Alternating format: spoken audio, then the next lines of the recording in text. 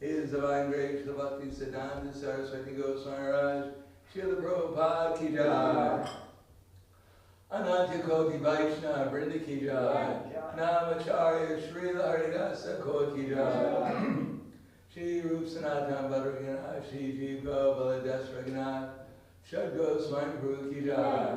Prabhu Shri Krishna Chaitanya Pranithananda, Shri Advaita Gadadhar, Shri Vasari Gaur Bhaktivinoda ki jai. Shri Radha Krishna Gopa Gopinath Shamakan Radhakan Giri Govardhan ki jai.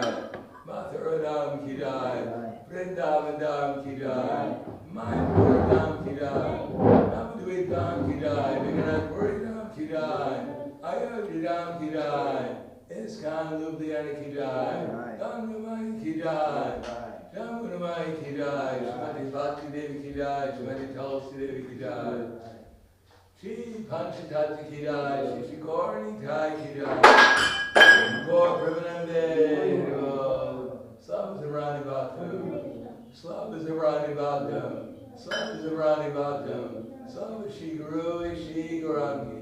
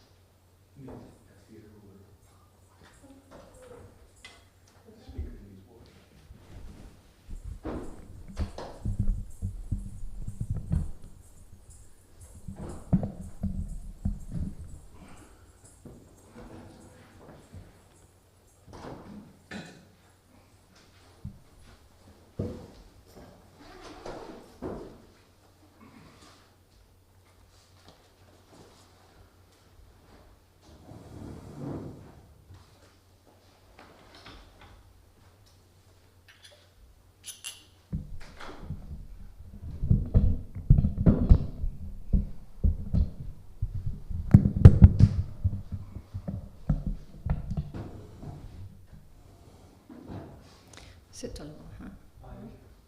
I think it's going to be okay.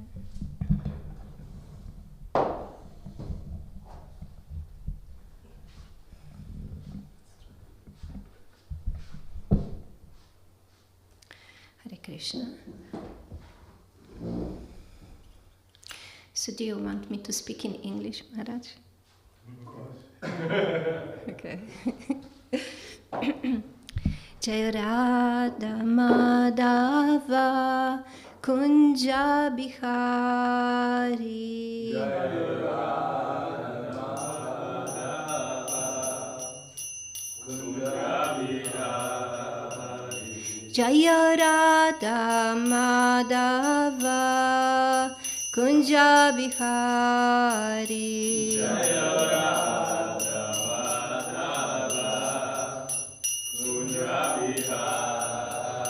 Jaya Gopi Janavalabha Girivala Dali.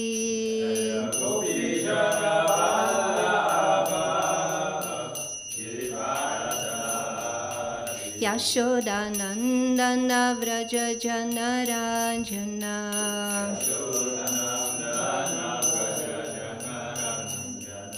Yamuna Tira Vanachari.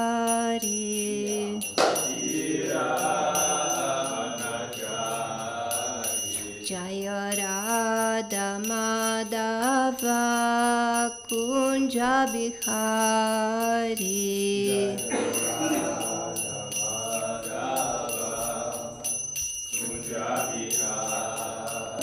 Jaya Radha Madhava Kunja Bihari.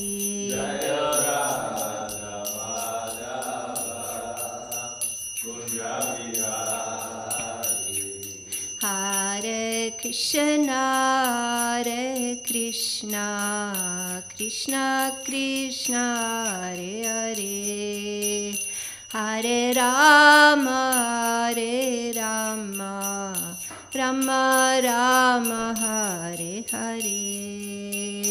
Hare Krishna, Krishna Krishna, Hare Hare, Hare Rama, Hare Rama, Rama Rama, Hare Hare. Hare Krishna, Hare Krishna, Krishna Krishna, Hare Hare, Hare Rama, Hare Rama, Rama Rama, Hare Hare. Hare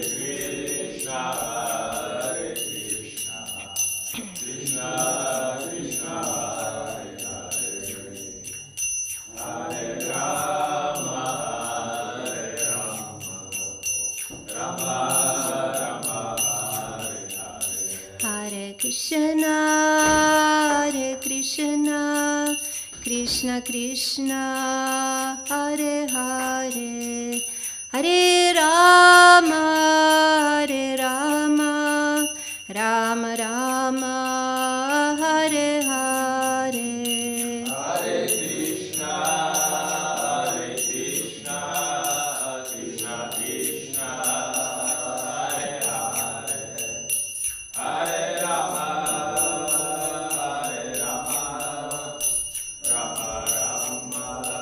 Hare Hare.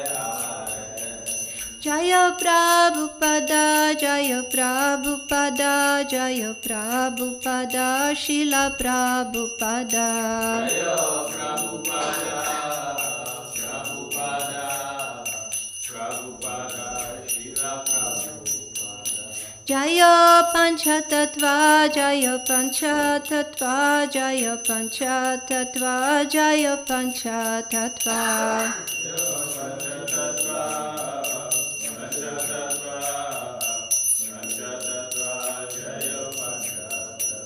Jaya Gauranita, Jaya Gauranita, Jaya Gauranita, Jaya Gauranita.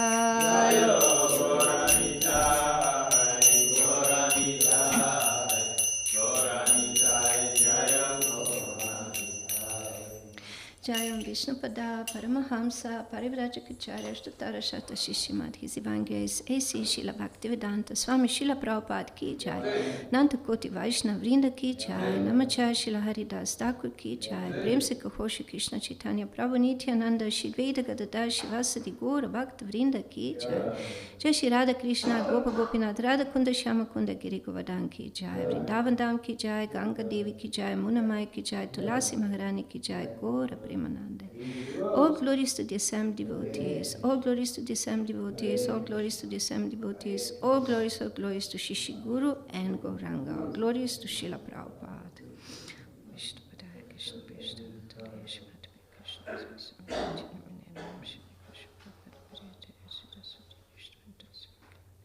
Om Namo Bhagavate Vasudevaya.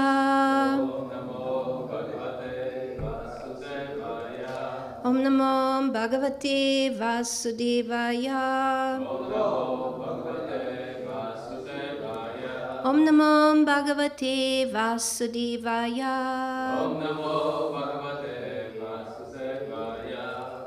So today we continue reading Srimad Bhagavatam, Canto 1, Chapter 7, entitled The Son of Drona Punished. And today we have text 12. Parikshito taracharshir Janma karma vilapanam Samstam cha panduputranam Vakshe Krishna katodayam Parikshito tarajarshir Janma karma vilapanam Samstam cha panduputranam Vakshe Krishna katodayam. Vaishnavas.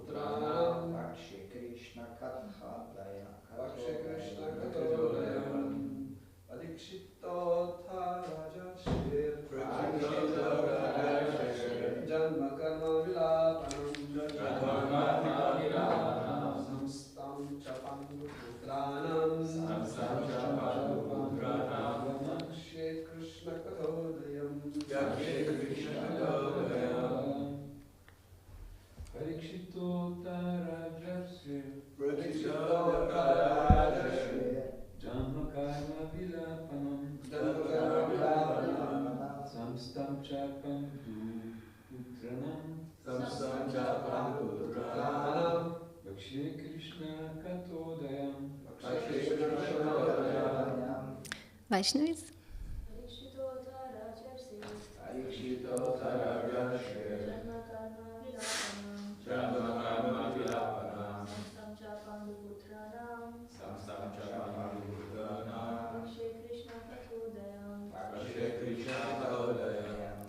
Parikshitaha, of King Parikshit, Ata Das, Rajarshi, of the king who was the rishi among the kings. Janma, birth. Karma, activities. Vilapanam, deliverance. Samstam, renunciation of the world. Cha, and. Panduputranam, of the sons of Pandu. Vakshe, I shall speak. Krishna Kata Udayam, that which gives rise to the transcendental narration of Krishna, the Supreme Personality of Godhead.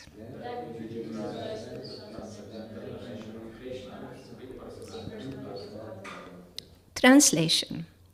Sutta Goswami thus addressed the rishis headed by Shaunaka. Now I shall begin the transcendental narration of the Lord Shri Krishna and topics of the birth, activities, and deliverance of King Parikshit, the sage amongst kings, as well as topics of the renunciation of the worldly order by the sons of Pandu.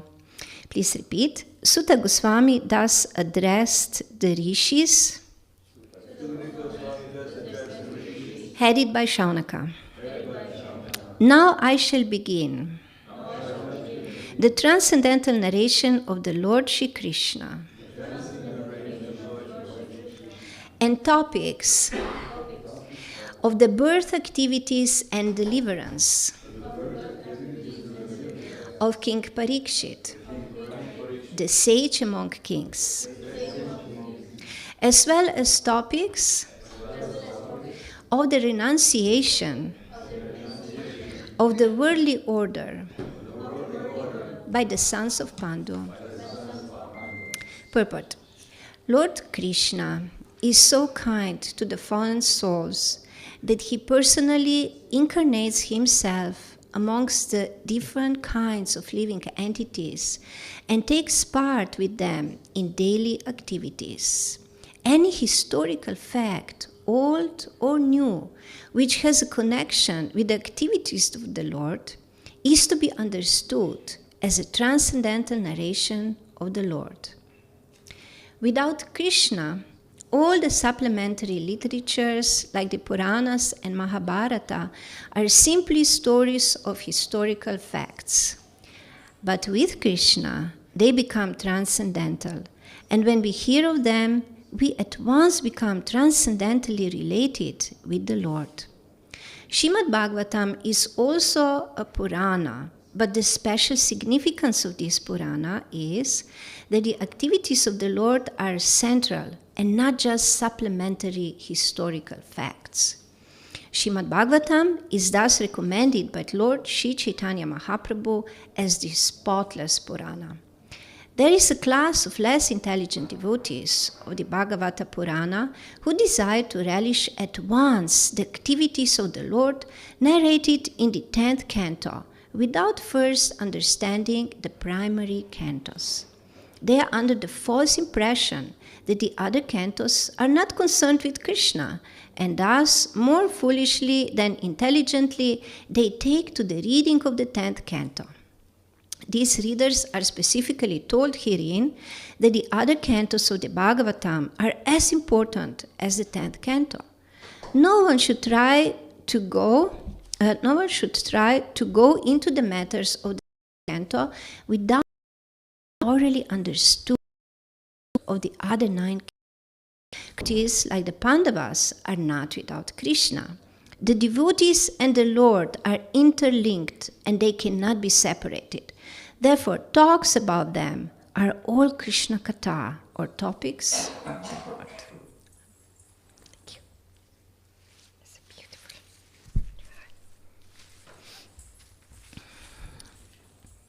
Om Jnana Timirandasya Gyananjana Shalakaya Chakshurun Militam Yena Tasmai Shri Guruve Namaha Shri Chaitanya Manobishtam Stapitam Yena Bhutale Swayam Rupam Kadamayam Dadati Swapadantikam Vandeham Shri Guru Shri Utapada Kamalam Shri Gurum Vaishnavamscha Shri Rupam Sagrajatam Sahagana Raghunatan Vitam Tam Sajivam Sadvetam Savadutam Parijana Sahitam Krishna Chaitanya Devam Shri Radha Krishna Padam Sahagana Lalita Shri Vishakhanvitamscha He Krishna Karuna Sindhu Dina Bandhu Jagatpate Gopesha Gopika Kanta Radha Kanta Namostute Tapta Kanchanga Gorange Radhe Vrindavaneshwari Vishabhanu Sudhe Devi Pranamami Hari Priye Vanchakalpatarubhyascha Kripa Sindhubhya Evacha Patitanam Pavanebhyo Vaishnavebhyo Namo Namaha Shri Krishna Chaitanya Prabhu Nityananda Shri Advaita Gadada Shivasadi Gora Bhakta Vrinda Hare Krishna Krishna Krishna Hare Hare Hare Rama Rama Rama Hare Hare. So Hare Krishna, dear devotees. I'm very grateful for this opportunity to say something, to glorify Srimad Bhagavatam, because today is it's such a nice verse that gives the opportunity to glorify Srimad Bhagavatam for my own purification, and I also beg for the blessings from Maharaj and also from all other devotees that I can say something that is relevant to us also and encouraging us in our devotional path.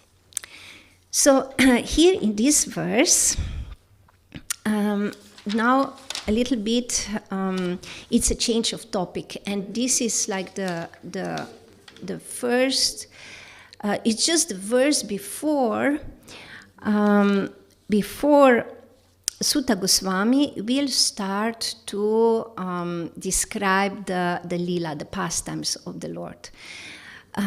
Of course, I mean, he was explaining before also, but here he will speak about Krishna in a very, very wonderful portion, actually, of his relationship with the Pandavas and all the things that were happening and that are also explained in the Mahabharata. And we will hear about this in the next verses until the end of this chapter, and it will also continue. So, actually,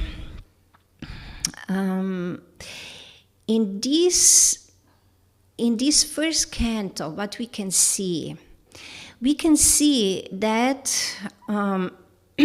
we have three most important stories about the different devotees, which are describing the qualifications of the student or the listener of Srimad Bhagavatam and the qualifications of the speaker or the teacher. And previously, we already heard about Srila Sutta Goswami, very shortly, and about the sages of Naimisharanya. Then about Narada Muni. We heard about Narada Muni a lot, and also Bhaktivedantas, who were his teachers. And now the rest of the book is practically about King Parikshit. Because King Parikshit, it's here actually the student or the listener of Srimad Bhagavatam who has the greatest qualification. And therefore, his life will be described in great detail, already from his birth and even before his birth. This is what we will hear now in the following verses. What even happened before his birth, and then from his birth on, his entire life, up to his glorious death. Because he achieved the highest result, the highest perfection by hearing Srimad Bhagavatam. And actually, here, in this verse glorifies Srimad Bhagavatam. And it says that Srimad Bhagavatam is actually the spotless Purana, the most pure Purana. And why? It is because Lord Shri Krishna is here in the center. In other Vedic literature, it's not always Shri Krishna in the center. Actually, in many portions of the Vedas, there is no mention of Krishna at all. But Srimad Bhagavatam is dedicated to Krishna.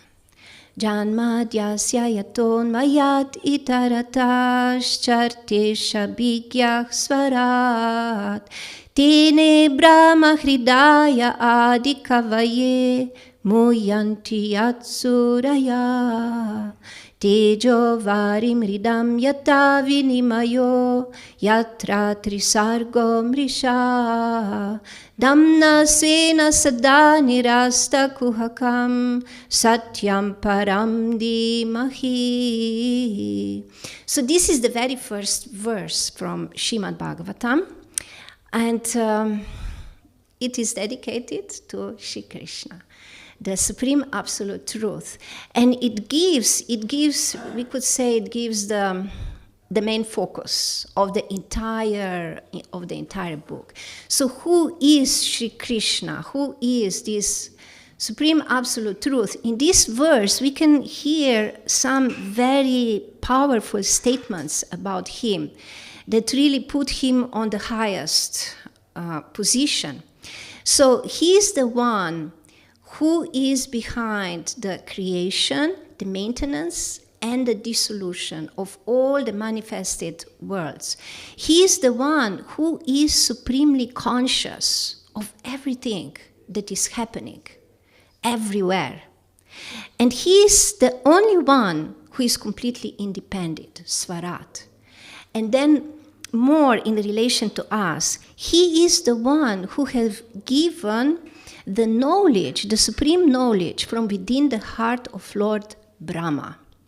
While all the other living entities, even the great sages, are bewildered if he does not bless them with the knowledge.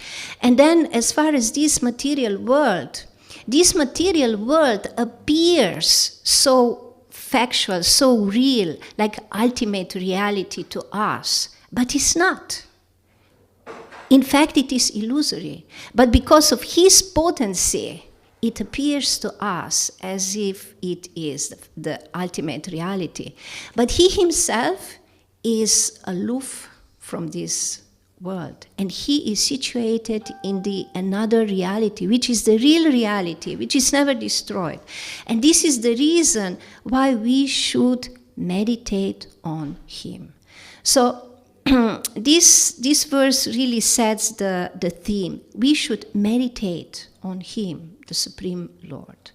And then in the next verse, Dharma projita kaitavotra paramo nirmatsaranam satam vedam vastavam atra vastu shivadam tapotra yonmulanam Srimad Bhagavate Mahamuni krite kim va parar ishvarar sadhyo hrita varudyate trakritibi shushrushubistat kshanai. So this second verse also reveals now the glories of Srimad Bhagavatam. And what it points out as first, Srimad Bhagavatam completely rejects all cheating religion, all mundane religion. It is out. Why? Because Srimad Bhagavatam only leads us to pure devotional service, to pure devotion. So one thing is also important for us, that Kaitava Dharma or cheating religion refers even in its finest aspects to our mixed devotional service. So this also we have to give up. And we have to strive for pure devotional service. And then who actually to whom this knowledge, which is in Srimad Bhagavatam, will be revealed? To the one who is nirmatsaranam, to one who becomes free from envy. And this is one of the main contaminations of our heart. When we become free from envy, we can really get full realization. And then more, and I just want to share this because I'm so fascinated by this. Srimad Bhagavatam gives the highest knowledge. And what is the potency of this knowledge? The potency of this knowledge is that it completely uproots all the suffering that we experience in this world from the three modes of material nature. Isn't this wonderful? And then further, in this verse, it says that it was compiled by Srila Vyasadeva in his maturity, and this book alone is sufficient for complete self-realization and God-realization. So this is just like one of the verses that is glorifying Srimad Bhagavatam. And then here, further in the purport, Srila Prabhupada speaks that very important point, that some people, they just try to jump to the 10th canto and just listen about Krishna's pastimes. And of course, they would go especially to his intimate pastimes with the gopis. But this is not, it's not the proper way, actually, to understand Srimad Bhagavatam, nor to understand Krishna. And it is not accidental that Srimad Bhagavatam has 9 cantos before this 10th canto, before these intimate pastimes of Krishna are described. Why there are all these 9 cantos? So today I would like to share with you something that I'm also so fascinated about it that I really want to speak about and share. And this is it's, of course, I have just very, very short time, so I will do just very briefly, but it's the gradual progression and systematic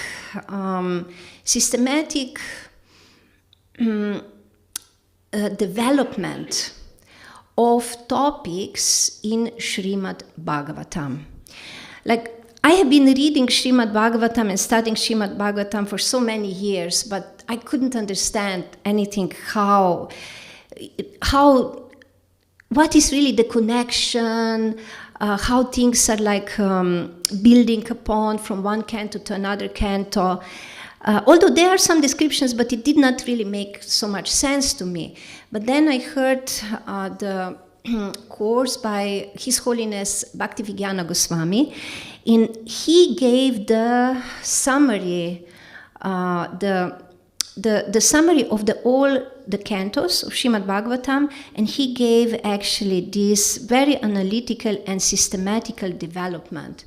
And he did this upon studying all the books and finalizing with the conclusions that are given by Srila Jiva Goswami in the Satsandarbhas. And so here it is. It is absolutely wonderful. So the first canto, it's not really technically the beginning of the Srimad Bhagavatam yet, but it's kind of like a preparation. So it's speaking about Adhikari Tattva. So Adhikari Tattva, I just briefly mentioned before already. Adhikari Tattva means about what is the qualification for somebody to accept, to hear, and to realize, and what is the qualification of the speaker. And we have these three stories, main stories.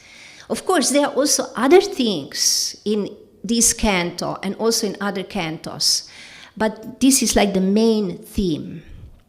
So then the second canto, here we could say that Srimad Bhagavatam really starts, and it describes the sadhana.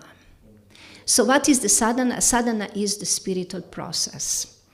And it is very interesting that it actually gives three kinds of sadhana. First, for the very gross materialists, it gives them the meditation on the universal form, or Virat Rupa. Then for the yogis, it gives meditation on Paramatma. And then, of course, it establishes that the supreme meditation is meditation on Shri Krishna. But here comes a very big surprise, because we are also taught that we should think about Krishna, speak about Krishna, hear about Krishna. And we always, usually, at least me, I would think, oh, this means Krishna in the spiritual world, Krishna with his devotees, Krishna and his pastimes. But actually, if we are on the very beginning of our spiritual life, then it is for us more conducive to hear and speak about Krishna's pastimes connected with the material world. So these are different incarnations of Krishna who come here, and also about how Krishna actually creates this world. And this is Sarga and Visarga. And this is such an important point that is stressed again and again in this second canto, and then also in the third canto, and then also in 11th canto.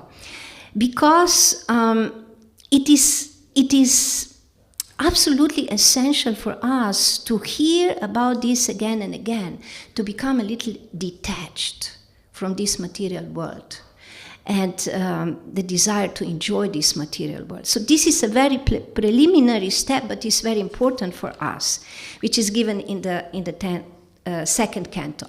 And then what comes is absolutely wonderful, and it actually follows the line or the theme of the Vedanta Sutra. Because we should not forget that the Srimad Bhagavatam is actually the commentary on Vedanta Sutra. So, as Vedanta Sutra does, so does Srimad Bhagavatam. First, it refutes the other paths which are inferior, and then establishes bhakti as the superior, the most superior. So in the third canto, it first is the refutation of Sankhya. And so just a few words about that. It's so fascinating because it's so relevant to us. So Sankhya may sound like Sankhya. What is this? What connection do we have with this? Actually, for us here in this material world, this is connected with the scientific mentality or empiric mentality that is Shishi Panchatattva ki jai, Shishi Gornitai ki jai. The scientific mentality is very predominant in our material society. Here on our planet, at least. So, and what is the main basis of this scientific mentality? It is that material nature is independent, has no connection with God, and it is only here for our enjoyment. And this is the root problem in our hearts. This idea that I'm here and I can enjoy this world. So this is the main theme in the third canto, to refute this. And there are many absolutely wonderful stories. There is the stories of Varahadeva and Hiranyaksha, where Hiranyaksha actually represents this scientific exploitation. And Lord Varahadeva is the Lord of sacrifice, who destroys him completely. Then the two stories which are so fascinating are the pregnancy of Diti, and then how she got two sons, Hiranyaksha and Hiranyakashipu, and then the story of Devahuti, who got as her son Lord Kapiladeva. And here actually, these two stories actually give the contrast. Diti, she just wanted to enjoy in this world. She just wanted to enjoy, be happy, have children. So this is what she got. But Devahuti was much more intelligent. And she also wanted to enjoy, but she wanted to do it in a proper way. So she did a sacrifice first. She first served. She served her husband, who was also her spiritual master, and she completely pleased him, and then she got everything. From material point of view and also from spiritual point of view. Okay, so then we go to the next canto. The next canto is Canto 4. And Canto 4, it's so fascinating too. Because Canto 4, it actually refutes karma mimamsa. So this is now already the higher level, because people who are engaged in karma mimamsa actually means all these different rituals, sacrifices which are prescribed in the Vedas, but are mainly meant for material benefit. And people are very much inclined to do this. And sometimes it also comes into our society of devotees, also these different rituals and sacrifices. So how does this canto refutes the karma mimamsa? It actually shows that if you rely on the Vedic sacrifice and Vedic rituals, then you don't get the result that you expect. You actually get a lot of distress and a lot of difficulty. So here we have that story about Daksha, who was performing sacrifice, and he just wanted to increase his happiness and prestige, but his sacrifice ended like a complete, total disaster. He lost his life, he lost his head, everything was ruined, everything was destroyed. So this is the first story. And then it goes on and on. It goes like with King Anga, who wanted to have a wonderful son, and he performed Vedic sacrifice. But then, as a result, what did he get? He got Vena. And Vena, we know the story of Vena. He was the most cruel personality we could ever imagine. Even when he was a little boy, when he went to play with his friends, in the evening, he came back alone. And they asked him, "Where are your friends?" And he said, "Well, I killed them." So this was King Vena. So this was not according to the desire of King Anga, the son that he got. Then, of course, we have also King Prithu. He was also doing many sacrifices, but he could not complete it. He could not complete because Indra was stealing his horse. So the main theme actually here is that when one is trying to do these sacrifices, one gets really entangled. First of all, he does not get really that desired result, and the second is that he gets attached, that he gets proud, and that he starts making offenses. So in the fourth canto, we have many stories where is especially stressed out how the different personalities, and these are devotees, how they are making offenses. How they are making offenses to other devotees, and how they ruin their life with this. So then the next, the fifth canto, refutes false renunciation or Advaita Gyan. And so this canto is, again, really beautiful. And if we just remember a little bit what is in fifth canto explained, there are some wonderful stories about Priyavrata, King Agnidra, even Bharata Maharaj. But then there are also the descriptions, the Vedic cosmology is there. So how is this related? It is very related. And it is related like this. The structure of the universe shows the different positions that the living beings attain according to how they follow the laws and how they follow those laws internally. And especially this canto especially very strongly is stressing that one should not prematurely try to become renounced. And this is something that is very relevant for us too, when we are on our devotional path. Because many times, like as immature devotees, sometimes we have to jump to some premature renunciation. Oh, I will be brahmachari my entire life. Well, not the entire life. I will take sannyas after some time, but I will never marry. But this is not so easy. And we can see actually in the story of King Priyavrata how he actually, although he wanted to just stay brahmachari his whole life, and he was actually extremely qualified, and yet it was shown that for him it was better to be situated in grihastha life, and then he was able to do amazing things when he was like really properly situated. So this is one very important point.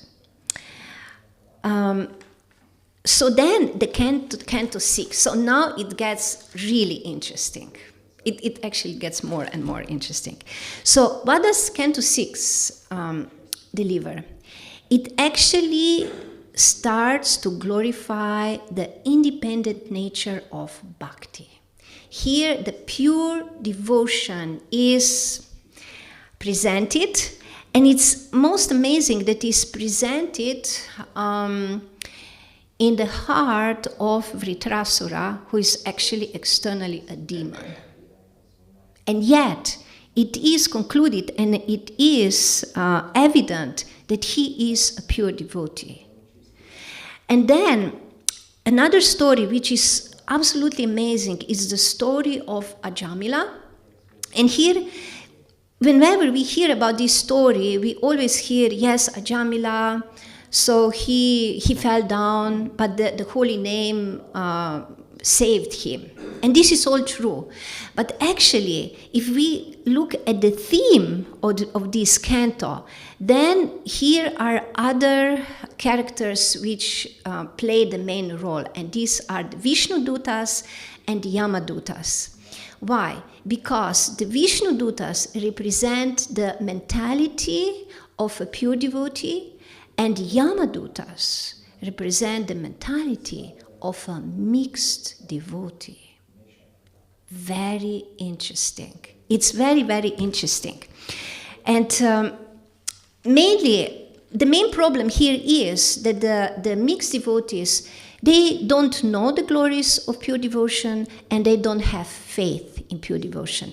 But instead, they try to take shelter also of other means, of dharma, of astrology, of all kinds of other things besides devotional practice.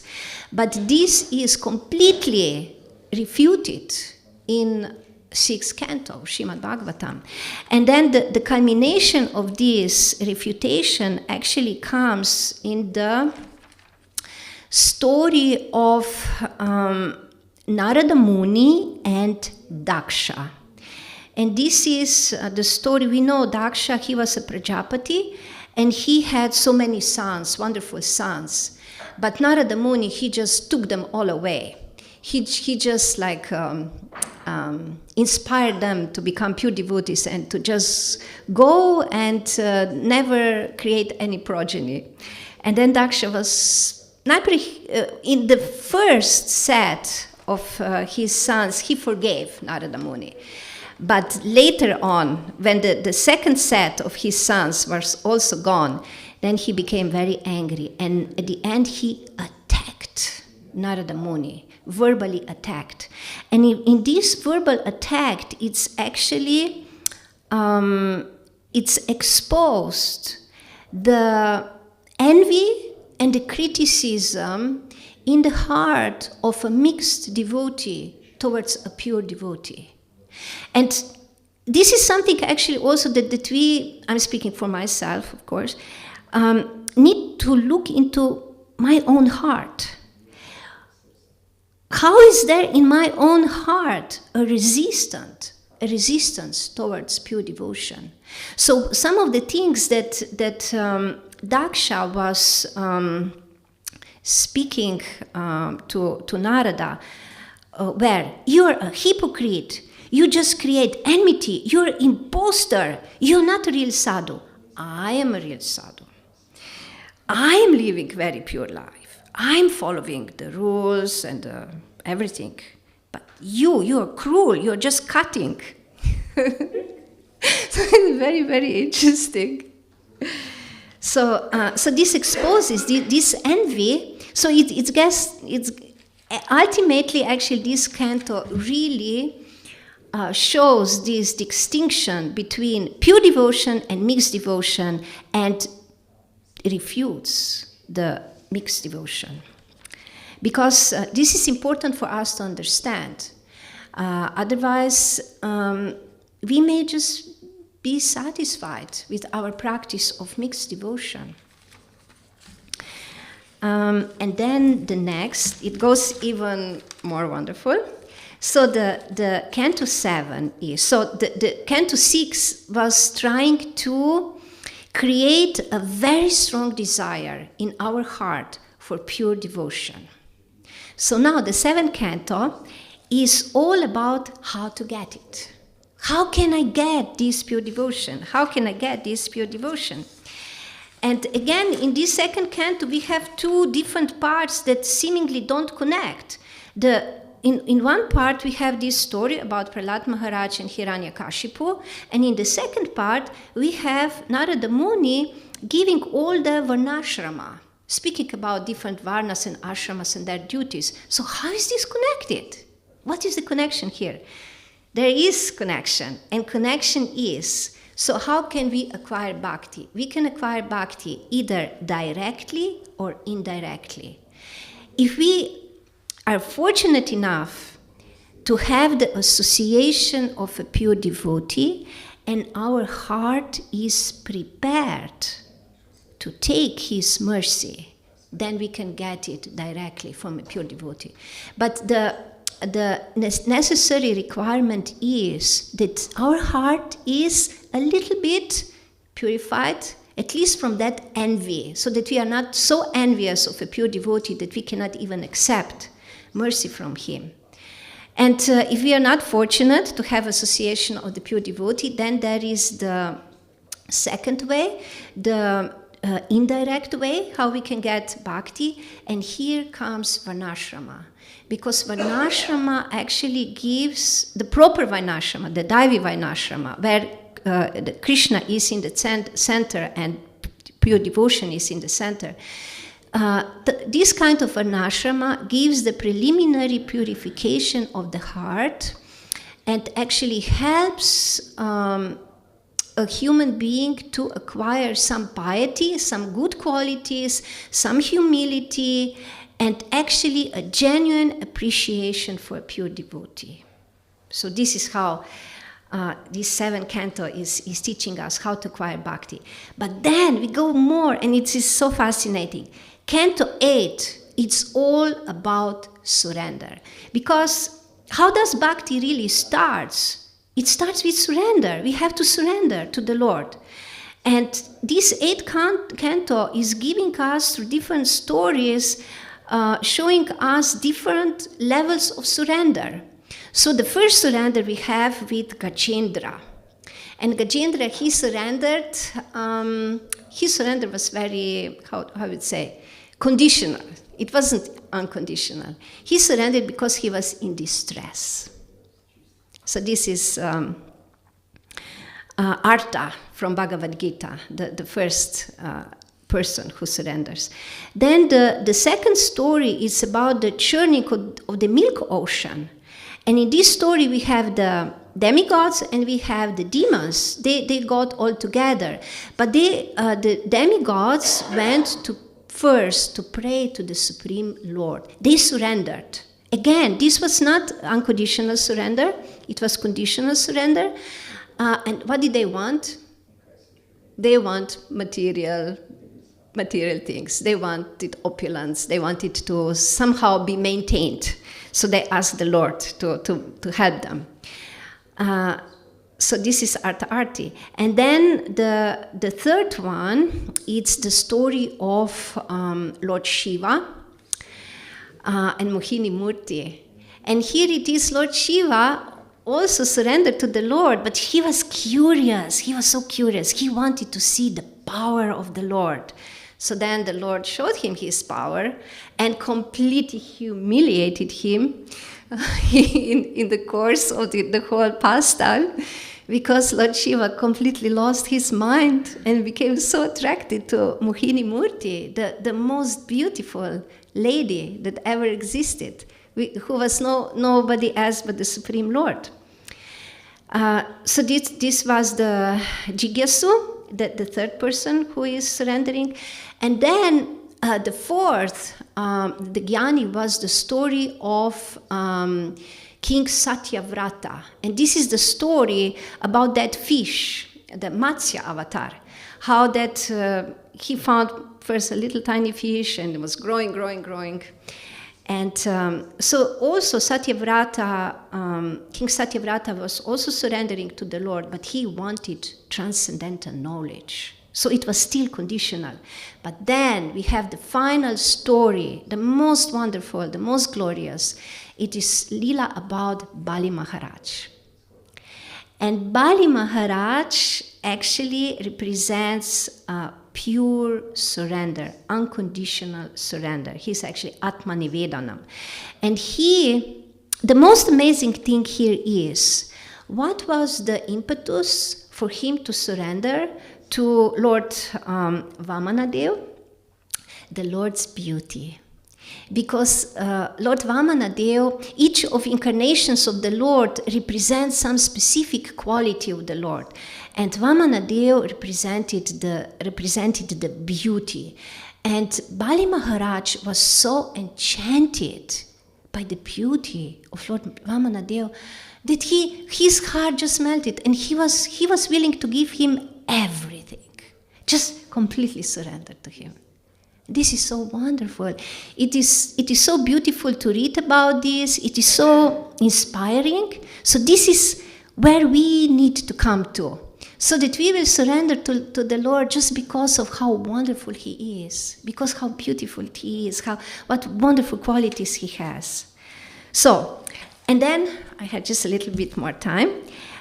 So here we are at the surrender, but then it doesn't stop. So now what happens? Canto 9. Canto 9 speaks about advent of the Lord. So then the Lord comes. The Lord starts very much relating to his devotee. But this is the advent of the Lord in this world. And at the same time, all the difficulties that even the surrendered souls are experiencing in this world on the path of devotion. So this is one canto that is extremely important for us, because it actually is describing that even if we are on this path, even if we are on the path of pure devotion, we are really dedicated, we really want this pure devotion, still there will be problems, there will be challenges, there will be catastrophes. There may be such really scandalous things happening. And actually it is also known that the Canto 9 is the Canto of Scandals. So all kinds of terrible things happening to different devotees, unbelievable things happening to the devotees. But what we can see, the theme is, the main point of this 9th canto is that we just need to maintain our surrender to the Lord. We have to continue on our path. And if we continue on our path, then no matter what happens, the Lord will protect us, He will save us. But if we give up, if we go away, then of course, then it's different. Then we will have a different outcome. So this is the main, and let me see, what are the stories here? I already forgot a little bit. Sorry? The stories in the 9th canto include Lord Ramachandra. Yes, Lord Ramachandra, yes, with the Lord Ramachandra is the culmination. Angira was the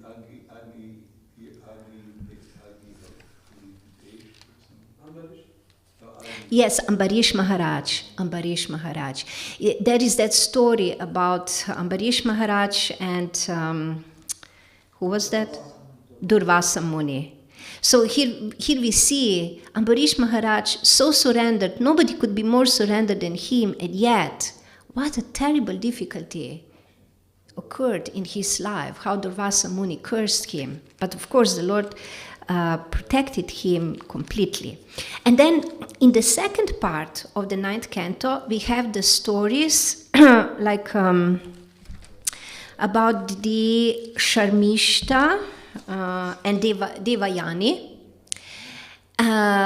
which actually this second part of the 9th canto exposes what is the main difficulty that even the surrendered devotees experience on the path of devotion, is that lust, basically lust.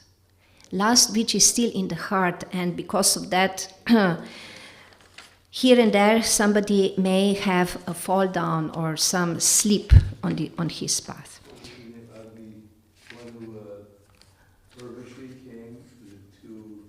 She said, I'm not going to, I'll stay with you as long as you...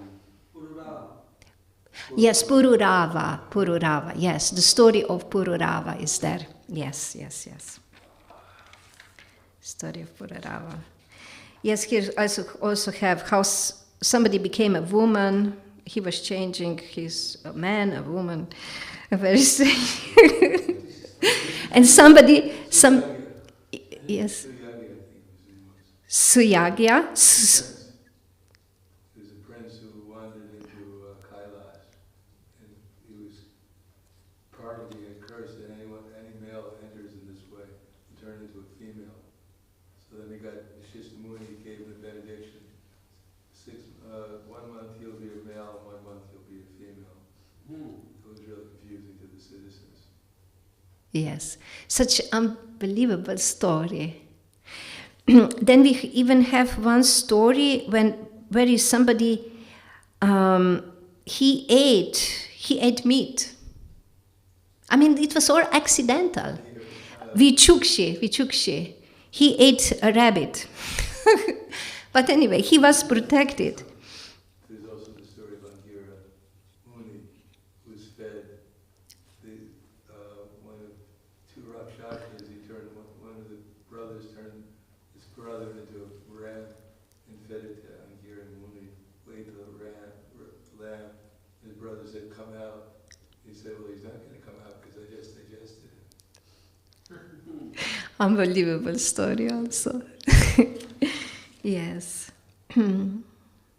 So this was then the main message, so that the Lord will protect if we only can maintain this surrender to the Lord, even in difficulties. We should not by any means give up our taking shelter of the Lord. And then, of course, comes the 10th canto, and the 10th canto is, of course, the culmination.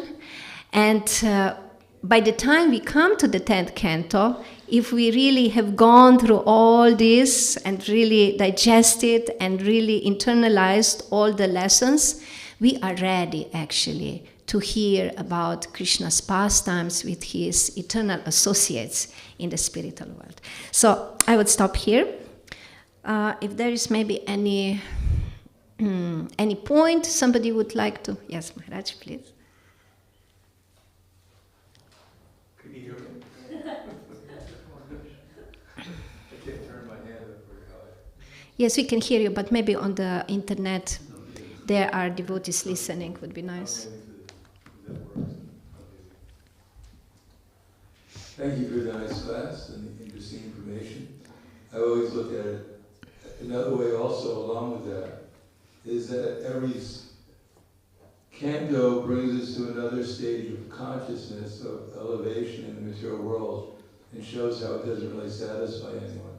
So there's always problems in any stage, whether it be meditating on the impersonal Brahman or Paramatma, or whether you advance to the level of the Jagyas or to the demigods and the Yagyas, and even up to having heavenly mystic powers and heavenly, but there's always disturbance and unhappiness. That's the result. And only when one surrenders can actually one find the peace of mind that can actually focus on Krishna entirely. Thank you very much. It's very nice. Any other, maybe some questions? No? Okay. Did you go over what the 11th and 12th, of course we know the 12th canto.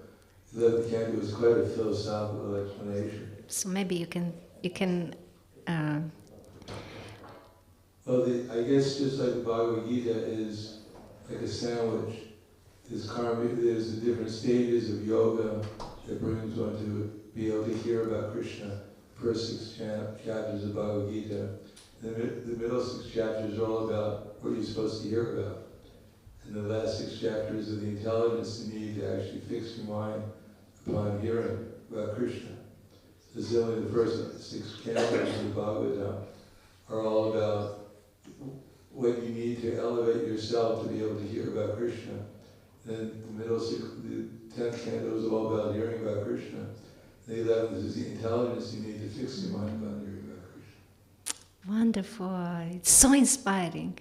You just get so exciting with every canto.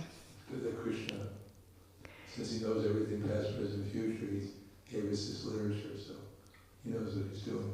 Yes. Thank you. Okay, so I guess we came to the end. Grantaraj Srimad Bhagavatam ki jai. Srila Prabhupada ki jai.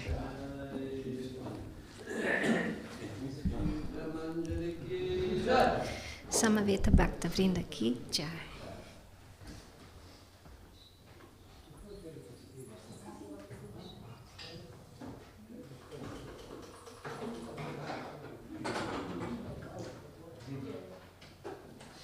Can't go wrong here.